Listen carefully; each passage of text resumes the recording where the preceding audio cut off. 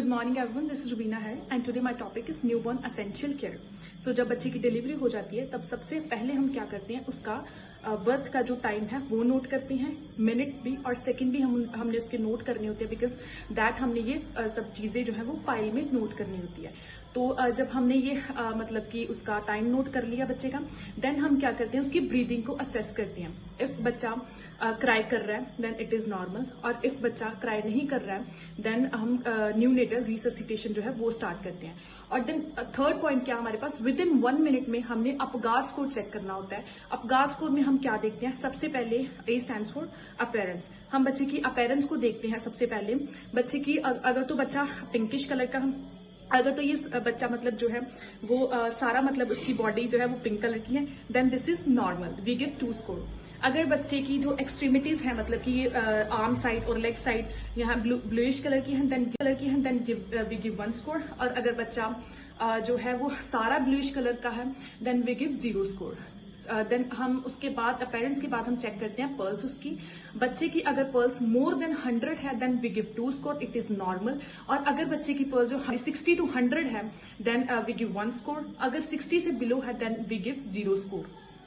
Then हम next क्या check करते हैं, ग्राइनेसी. इसमें हम रिफ्लेक्स इरिटेबिलिटी देखते हैं. अगर तो बच्चा क्राई कर रहा है, अपने आप कर रहा है, then we give 2 score.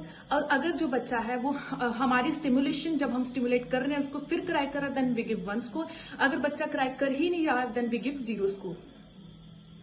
Then हम उसकी नेक्स्ट हम बच्चे की एक्टिविटी देखते हैं. अगर तो बच्चा एक्टिव है, मसल टोन हम इसमें चेक करते हैं. अगर तो बच्चा एक्टिव है देन वी गिव 2 स्कोर. और अगर बच्चे की जो है वो हम उसको मतलब अपने हाथ से उसकी जो लेग्स को और हैंड्स को रिफ्लेक्स कर रहे हैं या फ्लेक्स कर रहे हैं देन वी गिव 1 स्कोर. और अगर बच्चा कोई एक्टिविटी उसमें नहीं दिख रही है then we give 0 score.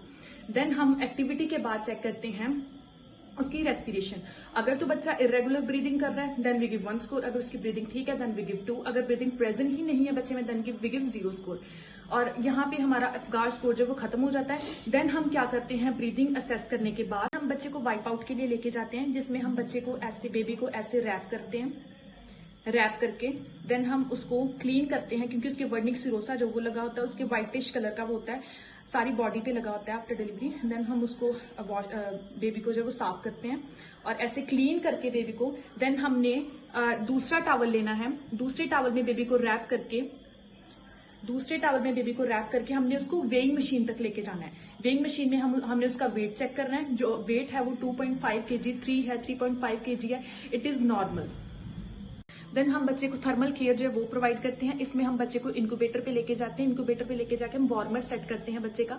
Warmer set कैसे करना, 2 सेंसर होते हैं हमारे पास. एक सेंसर जो स्किन का होता है और वो हमने बच्चे की एब्डोमेन पे रखना होता है. एब्डोमेन पे रख के देन 34 to 38 डिग्री सेल्सियस तक जो है वो बच्चे का टेम्परेचर जो है वो नॉर्मल है. देन हमने इंक्यूबेटर केयर देने के बाद हम बच्चे को विटामिन के इंजेक्शन के लिए लेके जाते हैं जिसकी डोज 0.5 ml तक होती है. और हम बच्चे को विटामिन के इंजेक्शन देते हैं. इसके बेनिफिट्स क्या है, ये ब्लीडिंग प्रॉब्लम से प्रिवेंट करता है और जीआई ट्रैक्ट के इन्फेक्शन से प्रिवेंट करता है. देन आफ्टर इंजेक्शन जब हमने विटामिन के का बेबी को इंजेक्शन दे दिया देन हम बेबी को मदर के पास स्किन टू स्किन कांटेक्ट के लिए लेके जाते हैं और ब्रेस्ट फीडिंग जो है वो इनिशिएट करते हैं. एंड आफ्टर ब्रेस्ट फीडिंग जब बच्चे की तक एबिलिटी ठीक है देन आफ्टर ब्रेस्ट फीडिंग हम क्या करते हैं, इम्यूनाइजेशन के लिए बच्चे को लेके जाते हैं. और रिमेंबर दैट कोड क्लैम्प हो रखी है, हमने कभी भी उस पर कोई क्रीम या कोई ऑयल अप्लाई नहीं करना है बिकॉज ये 7 days तक खुद ही हील हो जाती है. So thank you guys, like and subscribe my channel.